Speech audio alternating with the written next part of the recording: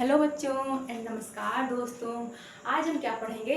आज हम पढ़ेंगे the romantic imagination and the national feeling. अब ये रोमांटिक इमेजिनेशन कहाँ से आ गया? इसके पहले तो हम वॉर पढ़ रहे थे, टेरेस्टोरियल एक्सपेंशन पढ़ रहे थे। अब ये रोमांटिक कहाँ से आ गया? तो हम इसके पहले वाली वीडियो में देखिए कैसे फ्रांस में फाइनली एक कंजर्वेटिव का रूल फिर से रिस्टोर हो जाता है और वो मोनार्की को रिस्टोर करते हैं, जिसमें बर्बन डायनेस्टी को भी रिस्टोर करते हैं। तो फिर जुलाई रेवोल्यूशन होता है। तो जुलाई रेवोल्यूशन में जो वहाँ के जो लिबरल्स पीपल रहते हैं वो कैसे बर्बन डायनेस्टी को फिर से ओवरथ्रोन कर देते हैं और वहाँ पे कॉन्स्टिट्यूशनल बेस्ड मोनार्की लाते हैं और बेल्जियम कैसे आज़ाद होता है। ग्रीस के बारे में भी हमने देखा था, ग्रीस में कैसे रिवोल्यूशन होता है, जो यूरोपियन पावर होती है वो ग्रीस की कैसे हेल्प करती है और फाइनली ग्रीस आज़ाद हो जाता है। तो अब हम देखते हैं कि जो भी कंट्री आज़ाद हुई थी उसमें एक नेशनल सेंटीमेंट, अपने देश के प्रति इमोशंस कैसे पैदा हो रहा है। ये कैसे हो रहा है कि मतलब जो देश है वहाँ के लोग भी उससे प्रेम करने लगे। तो उसी को हम एक रोमांटिज्म के जरिए पैदा करेंगे। मतलब इस वीडियो में हम इसी को पढ़ेंगे, नेशनलिज्म। तो हमें क्या लगता है कि जो नेशनलिज्म की जो फीलिंग है वो वॉर और टेरेस्टोरियल एक्सपेंशन से ही आई है? नहीं, बिल्कुल भी नहीं आई है। वॉर और टेरेस्टोरियल एक्सपेंशन से हम किसी कंट्री को हड़प सकते हैं, मीन्स अपने अंडर कर सकते हैं, पर जो उसकी आइडियोलॉजी है वो हम सबके में विस्तार नहीं कर सकते। तो वो कैसे आएगा? तो वो आएगा रोमांटिज्म से। A cultural movement to develop particular form of national sentiment. मतलब कोई भी ऐसा कल्चरल मूवमेंट करना जिसमें अपने देश से लोगों को प्यार हो जाए, अपने देश के प्रति लोगों में एक इमोशंस आ जाए, एक सेंटीमेंट आ जाए कि जैसे हम हैं, वी आर इंडियंस। तो ये कैसे आता है? ये जैसे हम कोई भी गाना वगैरह गाते हैं जिसमें देश के बारे में बताया जाता है तो हमें अंदर से फील होता है कि वी आर इंडियंस। तो यही सेंटीमेंट पैदा कहाँ किया जा रहा है? यूरोप के कंट्री में किया जा रहा है। तो एक जर्मन फिलोसफर थे जिनका नाम था, सॉरी इसके पहले ये देख लेते हैं। तो ये जो सेंटीमेंट है वो art, poetry, story and music के जरिए पैदा किया जा रहा है। जैसे वहाँ का रीजनल जो आर्ट होगा, रीजनल म्यूजिक होगा और वहाँ पे जो भी स्टोरी होगी उसको सुन के लोग पैदा कर रहे हैं। ठीक है, क्या पैदा कर रहे हैं? रोमांटिज्म।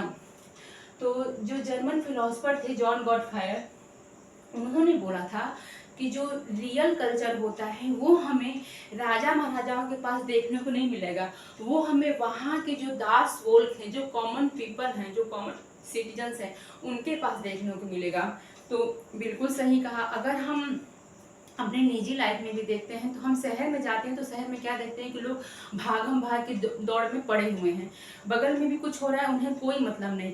पर वहीं हम गांव में आकर देखते हैं तो देखते हैं कि अगर कोई भी वहाँ पे कल्चर है तो लोग एक दूसरे के साथ मतलब उसको सेलिब्रेट करते हैं, और अगर बगल में भी कुछ हो रहा है तो लोग एक साथ रहते हैं।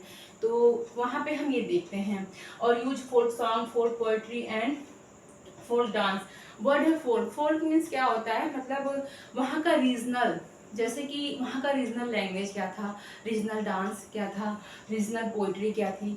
तो वहाँ के रीजनल चीज़ों को बताने के लिए, देखने के लिए फोल्क डांस किए गए, फोल्क पोइट्री किया गया और फोल्क सॉन्ग भी किए गए। एक करोल पुलस्किंस्की थे जिन्होंने क्या यूज किया? ओपेरा यूज किया। अब ये ओपेरा क्या होता है? ओपेरा अपने देश का जो एक सेंटीमेंट होता है उसको फैलाने के लिए किया गया था। जैसे अगर हम इंडिया में देखते हैं तो एक दशहरा आता है, तो दशहरा के पहले हमें राम जी, सीता जी, लक्ष्मण जी का कैरेक्टर दिखाया जाता है कि कैसे उनको वनवास मिला, फिर वो कैसे सीता जी को रावण ने चुरा लिया, फिर कैसे राम जी ने रावण को मारा। तो ये हम एक नाटक फॉर्म में देखते हैं। अब रियलिटी तो जब होनी थी तो हो ही चुकी है, अब इसको हम नाटक नहीं देखते हैं ना, मतलब रियलिटी तो ये है नहीं।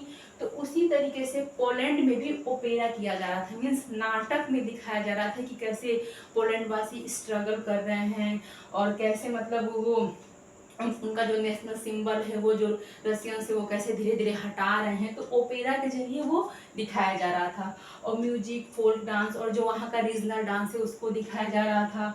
माजूरका to celebrate the national struggle. और माजूरका एक पोलिश डांस होता है, जैसे लोग 6 और 8 के ग्रुप में एक साथ करते हैं, तो उसको भी वहाँ पे दिखाया जा रहा है, कराया जा रहा है। एंड अब देखते हैं, इसके बाद देखते हैं कि यूज ऑफ लैंग्वेज। अभी तक हमने देखा है कैसे हमने folk dance, folk poetry, folk song के जरिए एक नेशनल सेंटीमेंट पैदा करने की कोशिश की। इसके बाद है लैंग्वेज। अब लैंग्वेज कैसे मतलब एक सेंटीमेंट पैदा कर सकता है, तो imposition of Russian over Poland. जब 1815 में फाइनली नेपोलियन हार जाता है तो जो यूरोप होता है उस पर कंजर्वेटिव्स का रूल आ जाता है। तो जब कंजर्वेटिव्स का रूल आता है तो क्या होता है कि एक ट्रीटी ऑफ वेना साइन होती है, और ट्रीटी ऑफ वेना में और जो कंजर्वेटिव्स थे कौन, प्रब थे ना, Persia, Russia, Austria and Britain. तो रशिया को क्या मिल जाता है, पोलैंड मिल जाता है।